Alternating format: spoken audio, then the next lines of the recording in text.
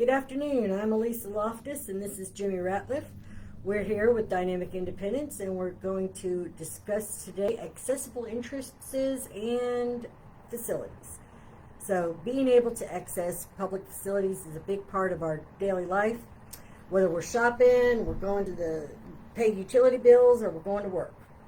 Are there any requirements that mandate entrances be accessible, Jimmie? Yeah, so there really are. So accessible entrances must be available to a facility when it's open to the public. Another thing is that not all entrances are always accessible. So if that's the case, then an accessible entrance must have a sign with the international sign of accessibility. So, for instance, let's say you go to an old courthouse or an old church that has like steep stairs, then that would generally be where your main entrance was. But it would be very costly or difficult to alter some of that architecture in those types of places. So at that point, an alternate accessible entrance may be made available for use during the same business hours as the main entrance. Right. Okay, so that means that all entrances need to be accessible? No, not all entrances. Again, some of those, as long as there's an accessible entrance that's provided, even if it's not the main entrance, then you're safe. You meet the ADA requirement. Okay, so now you mentioned that signage at the accessible entrance should be made. Are there requirements for the signage at the entrance if it's not accessible? Right, so if you have a main entrance that's not accessible, there should be some signage that's there, and basically what that signage should say is, this is not an accessible entrance, and here's where the location to that accessible entrance is. Another thing that you want to consider is installing accessible route signs along the route to get to the accessible entrance from the main entrance, so that folks can kind of follow the signs and get to that accessible area. Right, okay. And what about doorway requirements for accessible entrances? Yeah, so when a accessible door is opened at 90 degrees, so when you're at a 90-degree angle, then there should be at least 32 inches of clearance where someone could go through there, either walking through there or in a wheelchair or some other mobility type device like that. There should be that much clearance, and then once the door is open, then so from that 90-degree angle, when it shuts, to get to the 12-degree angle, then you need to have a 5-second delay, so the door doesn't slam into somebody as they are going in through there. Close them in the doorway. Yes. Yeah. So, are there barriers that need to be considered for an accessible entrance? So yeah, barriers. One of the big things with ADA is removing barriers. Sometimes that's all that you have to do to meet an ADA requirement. We talked about that a little bit with accessible restrooms and when we talked about accessible parking. So doors for entrances should have hardware that makes it easier to open. So one barrier you might remove is if there's just a doorknob on that door.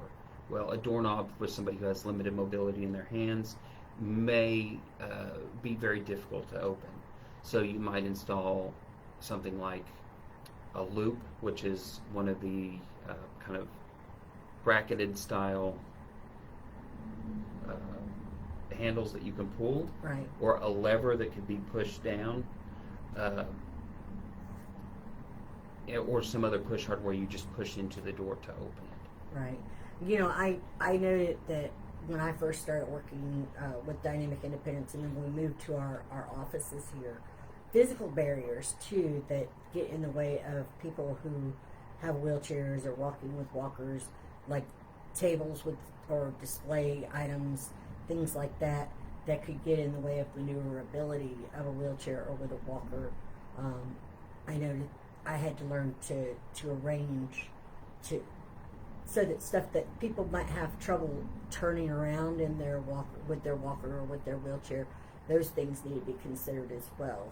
Yes, and it was just like when we discussed accessible restrooms, there is you want to make sure that you have plenty of turnaround space in any area where somebody who is using a walker or a wheelchair can maneuver around so they can face back in the other direction or navigate around. All right, that's great information, Jimmy. Thank you. You bet. So another thing that you might look at before we move on is installing like a push plate style automatic door opener instead of just letting the door be pushed open. Those are made to be ADA compliant. They hold the door open for the right amount of time, and then they generally will close slowly, but someone can just push that plate going into there.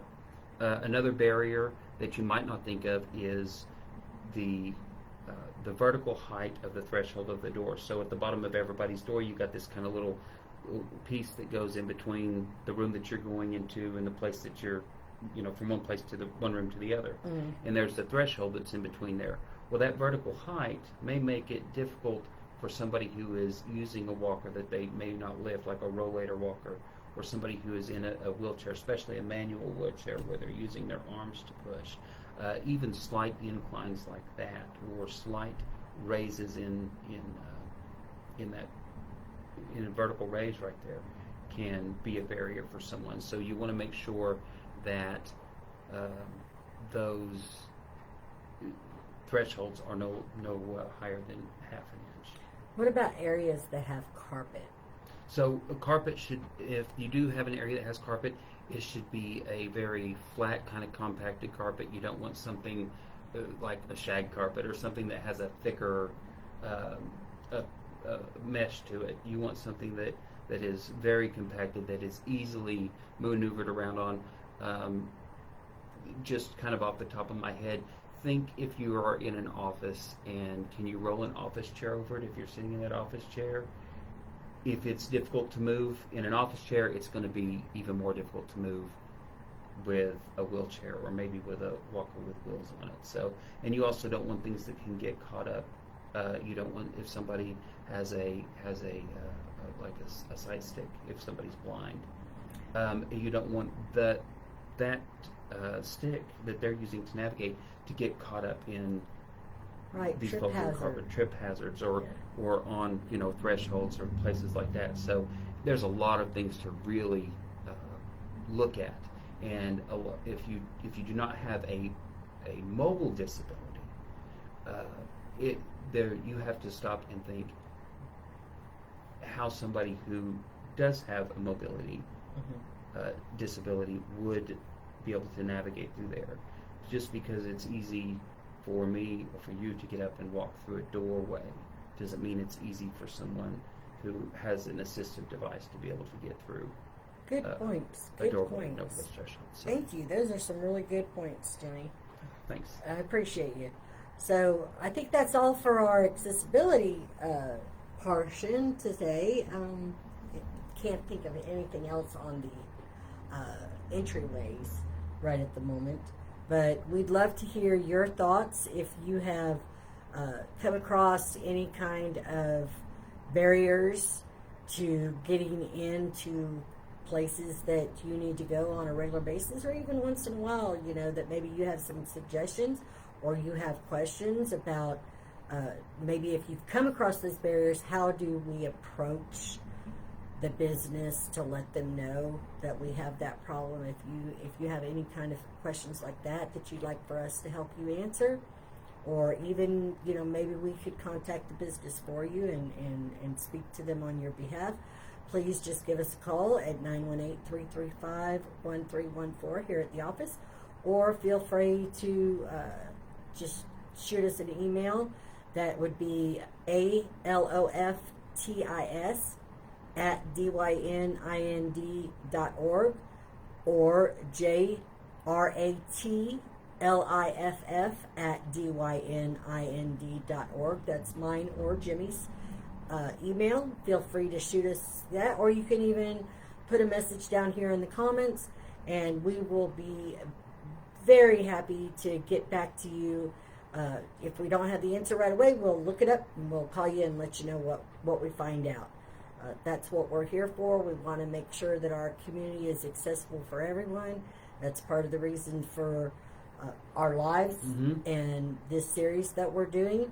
If there's a question that you have that's something that we haven't answered, let us know.